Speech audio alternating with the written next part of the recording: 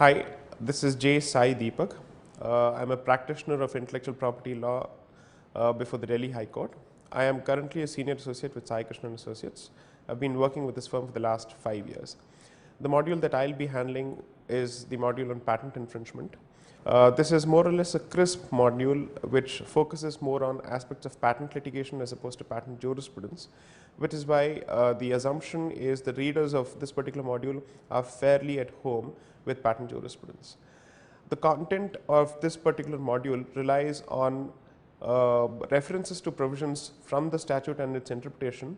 and case laws have been used only to the extent that they are relevant for the purposes of understanding the provisions that have been dealt with. When we speak of patent rights, the first thing that needs to be understood is what is the scope of the rights granted by the Patents Act to a patentee, and this is dealt with by section 48 of the Patents Act. Section 48 of the Patents Act, as most people already are aware of, grants exclusionary rights which are negative in nature, which means the patentee has the right to exclude all third parties from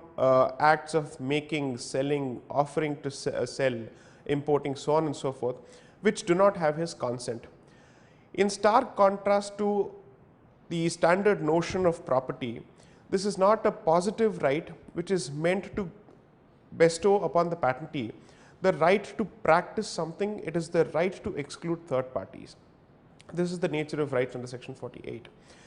Now, as far as section 48 is concerned, it comes with its own set of limitations, and these limitations are more or less conditions contingent to which the right under section 48 can be enjoyed. For instance, section 47 prescribes that the government need not take the permission of a patentee in importing products, importing the patented products and using it as part of its dispensaries, as part of its hospitals, if the patented product is a pharmaceutical product. Nor does it need the permission of the patentee to store or sell the patented product through notified dispensaries as well. There are a host of conditions under section 47, including the conditions for research. Now, these conditions not only act as limitations on the right of a patentee under section 48, these also act as prospective defenses if a third party is sued by the patentee for infringement. Now, one of the things that's interesting about the Patents Act 1970 is that although it grants a right, it expressly disclaims any presumptive validity owing to the mere factum of grant. Simply put, just because somebody has got a patent, there is no presumption that the patent has been validly granted. Therefore, it is perpetually open to attacks, it's perpetually open to challenges, it's perpetually vulnerable to challenge by any party by way of a pre-grant, by way of a post-grant opposition or revocation subsequent to the grant. Now, section 13(4) has also been interpreted by the Supreme Court in the decision of Vishwanath Prasad Radhesham versus Hindustan Metals, where the Supreme Court has interpreted section 13(4) to mean that despite the fact that a patent may have undergone rigorous examination during the course of its prosecution by the Indian Patent Office, it does not translate to any form of validity, which means the evidentiary burden is on the patentee whenever he seeks to assert the patent in a court of law. So, for instance, if the patentee were to institute a suit for infringement, the first step that he has to cross, or the first barrier that he has to cross, is to prove prima facie that the patent that has been granted to him is valid in the first place. Unless and until this aspect of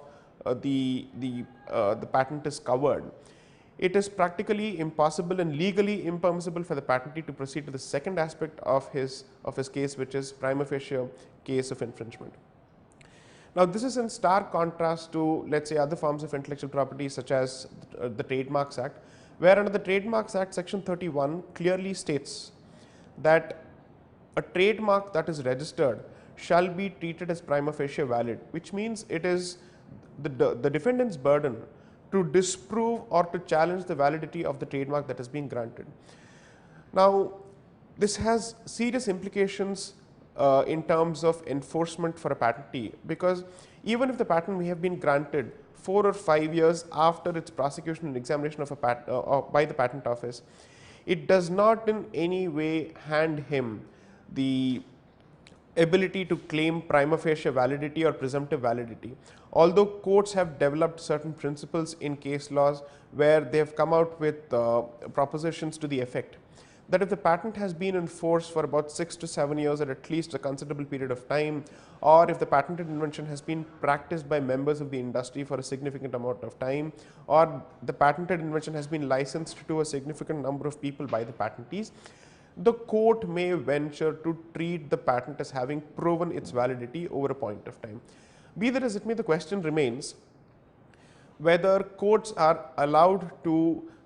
build such safeguards or checks or balances which appear to be extra statutory when there is an express provision such as section 13(4)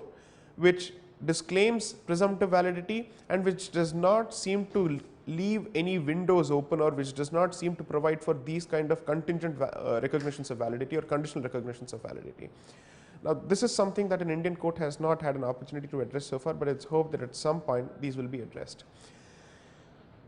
So, once we have a right, the question is what are the metes and bounds of the right positively and negatively.